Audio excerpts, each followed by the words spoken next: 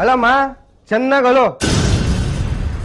ಆ ಮನುಷ್ಯ ಸಿಕ್ಕಿದ್ನ ದಾರಿಲಿ ಮುಖ ತೆಗೆಸ್ಕೊಂಡು ಹೋದ್ನಾ? ಏನೋ ಬಾಯಿಗೆ ಬಂದಂಗ್ ಮಾತಾಡ್ತಿದ್ಯಾ? ಮರ್ಯಾದೆ ಕೊಟ್ಟು ಮಾತಾಡು ನೀನು. ನಿಮ್ಮ ಅಣ್ಣನ್ ಫೋಟೋ, ನೀನು, ನಿನ್ ಕಣ್ಣೀರು.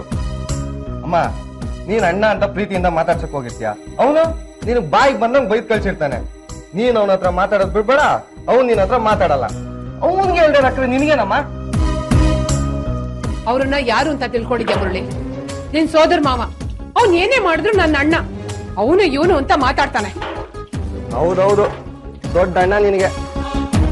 ಮುರಳಿ, ನನ್ ಸಂಕಟ ಅರ್ಥ ಮಾಡ್ಕೊಳ್ಳೋ. ಕಲ್ಯಾಣಿಗೆ ಗಂಡು ಬರ್ತಾ ಇದೆಯಂತೆ. ಬರ್ಲಿ ಬಿಡಮ್ಮ, ಅದಕ್ ನಾವೇನ್ ಮಾಡ್ಬೇಕು? ಅಲ್ವೋ, ಅವಳ ನಾನು ನನ್ ಮನೆ ಸೊಸೆ ಮಾಡ್ಕೋಬೇಕು ಅಂತ ಎಷ್ಟು ಆಸೆ ಇಟ್ಕೊಂಡಿದ್ದೆ ಗೊತ್ತಾ?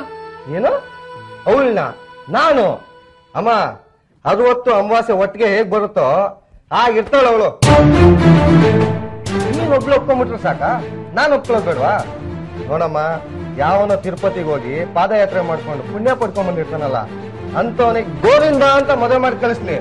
ನಮ್ಗೆ ಯಾಕಮ್ಮ ಬೇಕಿದು? ಮುರಳಿ, ಮುರಳಿ, ನನ್ ಮಾತ್ ಕೇಳೋ.